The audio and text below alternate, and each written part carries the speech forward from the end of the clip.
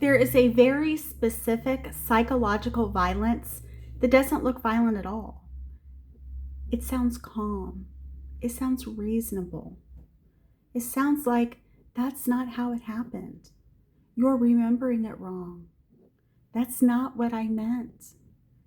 And if you hear it long enough, you start questioning your own testimony. But they didn't yell. They weren't abusive. They didn't call you nasty names. They didn't become aggressive. They just told you that you remembered it wrong. That's not how it happened. And they were very calm when they said it. It's almost like, could you have been mistaken? Am I really sure that that's how it happened? You ask yourself. But ultimately, it's your word or your memory against what they say is not true. Today, we're going to talk about witness credibility and why you stop trusting yourself. The subtle rewrite. In court, when someone challenges a witness, they aren't trying to find truth. They're trying to point out the fact that this person is either mistaken, blatantly lying, making it up, or they have a terrible memory of some kind. Here's the thing. They're not trying to create massive doubt.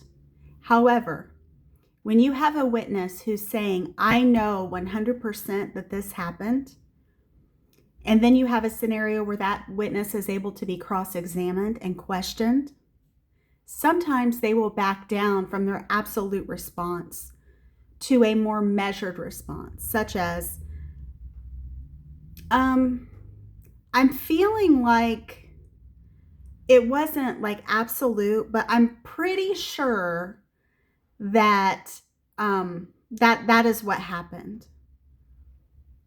Do you remember the date? Yes, the date was January 22nd. Are you 100% sure that that is the date? Well, because a lot of us, whether or not it's from childhood trauma, whether it's from being aggressively questioned and getting anxious and having the freeze response, which if you were a person as a child who was questioned sometimes extremely aggressively, or you felt as a child that it was aggressive and that there was an expected response for you to deliver, but you weren't sure what that response should be. Or if you knew that a response that wasn't liked that you gave was going to result in more aggression, then you tried to come up with the right answer. Because children who've experienced trauma, children who are naturally kind of anxious, naturally people-pleasing, want to deliver what their adult wants. But that continues into adulthood. And it can cause anxiety to be questioned about certain things, even when you know the answer. You might be afraid of offending or upsetting the person who is questioning you. It can make you anxious. It can make you forget things. Again, there's fight, flight, freeze, or fawn. I tend to sometimes, when I get really stressed, sometimes get kind of the freeze response where my brain just is like, okay, I'm done right now. I've hit a wall. Like, give me a few minutes. I don't know how many of you have dealt with that, but it's frustrating, especially like, for instance, I lose my keys sometimes, and I'm so like anxious about losing my keys and wanting to find my keys that it's almost like my brain will not do anything. It's like it will just delete, right? I don't know how many of you experience that. But ultimately, if you can get someone who's saying, I know 100% that this is the date, and then based on aggressive questioning, you can get that person to say, well, I might have been mistaken. I don't really remember. I thought that I remembered this. That is a victory. That is a victory for the person cross-examining you, because they've literally taken you from a spot where you were absolutely positive and sure to a spot where it's like, maybe I was wrong. Maybe I misremembered. Maybe you're actually right. I'm sorry. I don't, sometimes I don't have a really good memory. Just enough to introduce doubt, just enough to make them less confident, just enough to prove that, hey, they really don't know what they're talking about, do they? Just enough that the jury can hesitate. Because the absolute to, yeah, I don't know, I'm not really sure. There you go. You've just proven that the witness doesn't actually know what they're talking about. They're trying to remember, but like you said, they remembered wrong, right? It didn't happen like that. That's not what was meant. You misinterpreted cues. That's a you issue, not a me issue. And it's a you misjudging me issue, not an issue with me, it's an issue with you, right? As if our series that we've talked about, it's always an issue with someone else, isn't it? Right? You're misunderstanding. You're not reading cues. You're not sure. You're imagining things. What is wrong with you? Why are you imagining these things that didn't happen?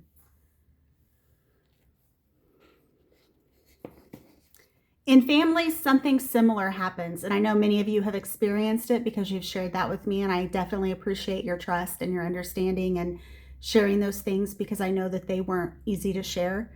But know that you're not alone, right?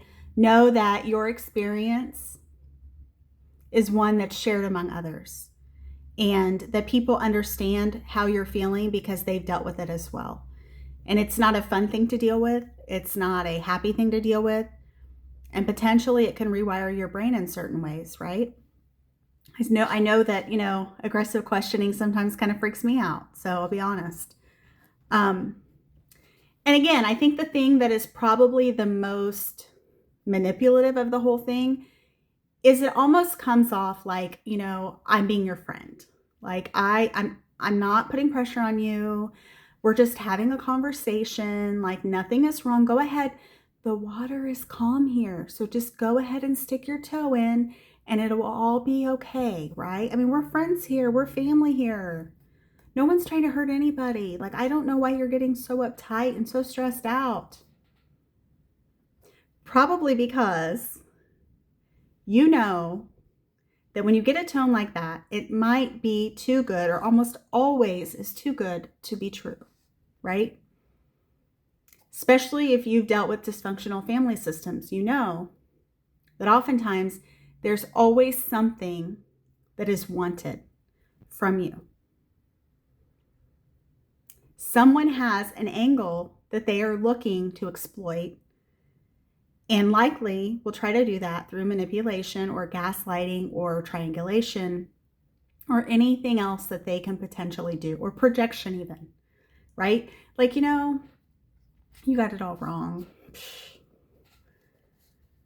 Through revision, small corrections that might not seem like a big deal, but they actually change the person at fault from them to you. Subtle tone shifts, which we've talked about. And I know any of you that have experienced trauma know that tone is everything.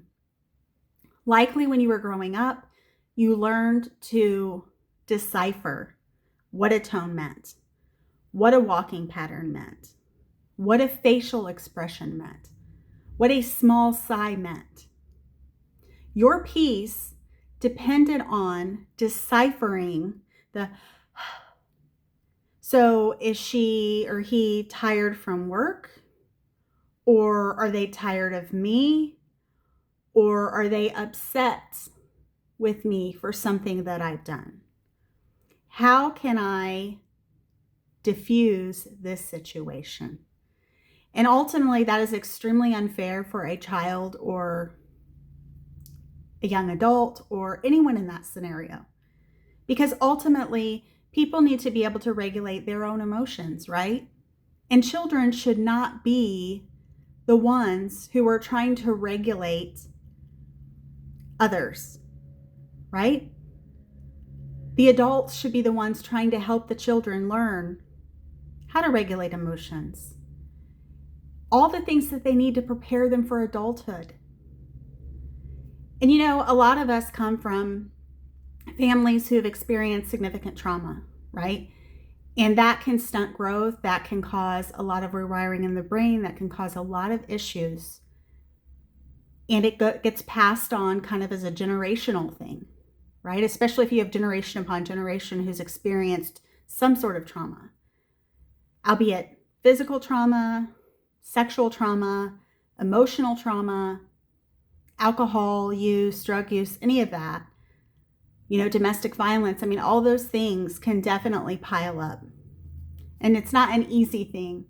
And nor am I saying that the people who've experienced those are at fault, because I am honestly a victims' rights advocate as well, especially handling cases involving domestic violence and sexual assault. So I'm not blaming the victim at all. Would never do that. And then also there is the thing that's not said. They're not going to come out and say to you necessarily, depending on how bold they are, you are absolutely exaggerating. Eventually, you begin cross-examining yourself before anyone else has to, because you know that's what it's going to come down to. You soften your language, you know, meaning you get a little kind of like you were 100% certain, but now you're not so much.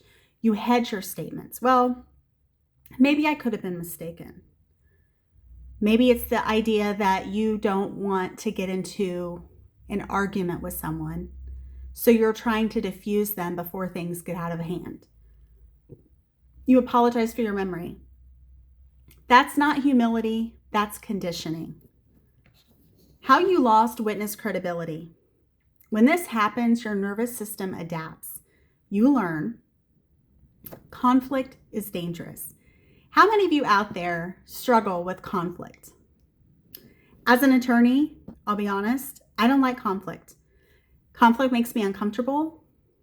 Conflict makes me feel like I'm going to have to get into some sort of maybe dispute. My heart starts racing sometimes, and not always, but sometimes you don't really know what's going to happen in the conflict because you might not know the person on the other side as well.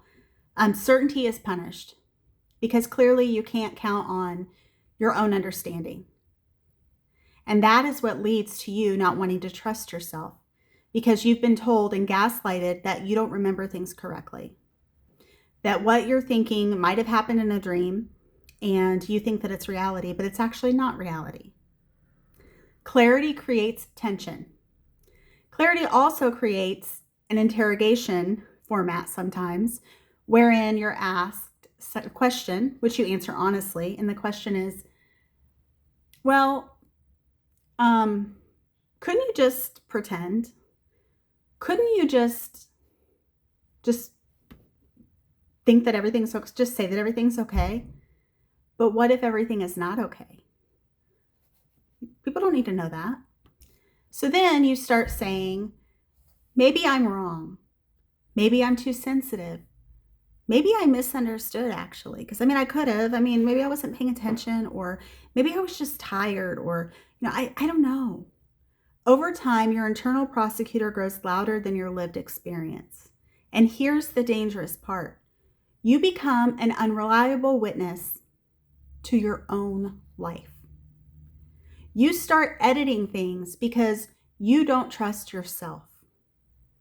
And ultimately, if you cannot trust yourself, who can you trust? You're the one who's living in your body, living in your brain, experiencing your daily life. And yet you have people who are telling you that you're remembering incorrectly, that you're making things up, that you don't know what you think you know. Not because you're irrational, but because you've been trained to defer. You've been trained to defer not because you've wanted to be that way, but because you've learned that it is the way to survive. It is the way to make nice and not create waves. Because when there are waves, there are going to be negative consequences that result from those waves. Because the perception of your caregiver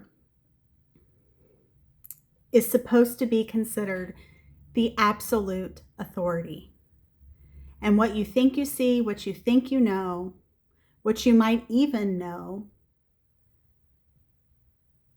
is disregarded. Because they are the ultimate authority. The psychological cost. When you stop trusting your perception, you over-explain. You feel like you owe an explanation. You over-justify. Well, I did this because I thought.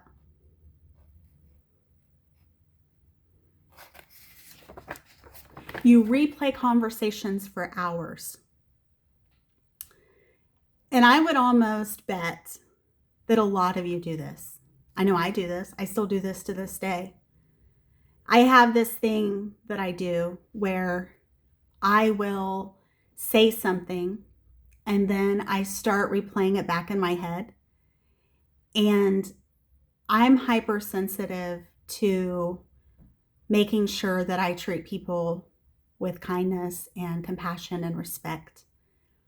And I start thinking about like something that I said, and I was like, oh my goodness. And so I will go back to that person sometimes and say, if there's two ways to take what I just said, and one of them is considered rude and nasty and one of them is not, clearly I meant the one that was not rude and nasty. And they were like, why would I take the other one as nasty or mean? And I was like, I don't know. I just thought that maybe, because oftentimes I try to think 2 to 3 steps ahead, and I don't want to offend anyone. I don't want to harm anyone in any way, just because I try to treat people the way that I want to be treated. And I know a lot of you are probably hypersensitive to that as well.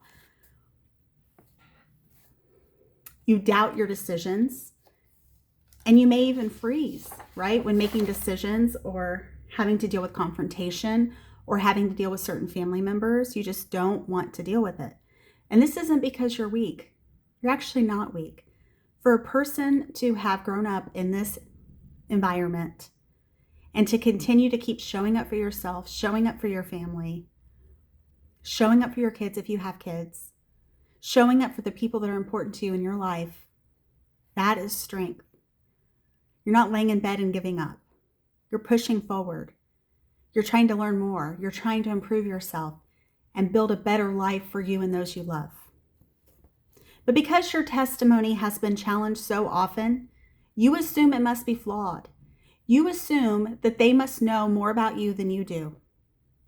And that is an assumption that would be false. That is not emotional maturity. That is erosion. They were eroding who you're becoming so that potentially they can control you further. Or potentially they can insult you further and try to bring you down a peg, right? Because that's what people do. Recertifying yourself. In court, a witness can be rehabilitated. Their credibility can be restored. How? With consistency, with specificity, remembering dates, remembering events, remembering certain things, grounded details, things that can be corroborated or proved by another witness. Let's say, for instance, in this example, you have a sibling who experienced very similar things to what you experienced. So you talk to the prosecutor, for instance, or the defense attorney, and you say, my brother can corroborate everything that I endured, and I think that you should potentially call him. I don't know, maybe do a deposition of him or something, but I do think, and a deposition is a recorded statement under oath, so that would be admissible. And that way you have someone who's corroborating your testimony. Now, there may be a scenario where the other side says, we think that this individual is probably biased because she probably paid him some sort of fee, so he will testify against me and make up stuff. He's really not reliable. I mean, he literally has been lying like since he was, I don't know, 5 years old. And he's just really not credible. So, I mean, I really don't think that you should call him. And then they're probably going to have their attorney try to skewer him too, right? Because that's what people who are insecure about their own reality often do to others. You don't need to convince them. You need to convince you. Instead of asking, was I wrong? Ask, what do I know for sure? And that should help you kind of even out what you remember and maybe what you don't. Are you expected to remember every single thing that's happened to you from the day you were born until now? Absolutely not. But some people would likely have you say, well, you really don't remember a lot. And trauma can do that to you. Trauma can have you blocking things out as a coping mechanism. It can have you forgetting things because it can be stressful. Some people have periods of their life that they don't fully remember because either they blocked them out or they're too painful and they don't want to deal with them. Ask, what do I know for sure? Instead of maybe I imagined it. Because ultimately, I think our brain is much more reliable than we give it credit for. And yeah, there are things we're going to forget, sure. But you're not going to continually imagine every single thing in your life, right? Try, what evidence do I actually have? You lived it. You were there. You experienced it in your body. Not because it's perfect, but because it's yours.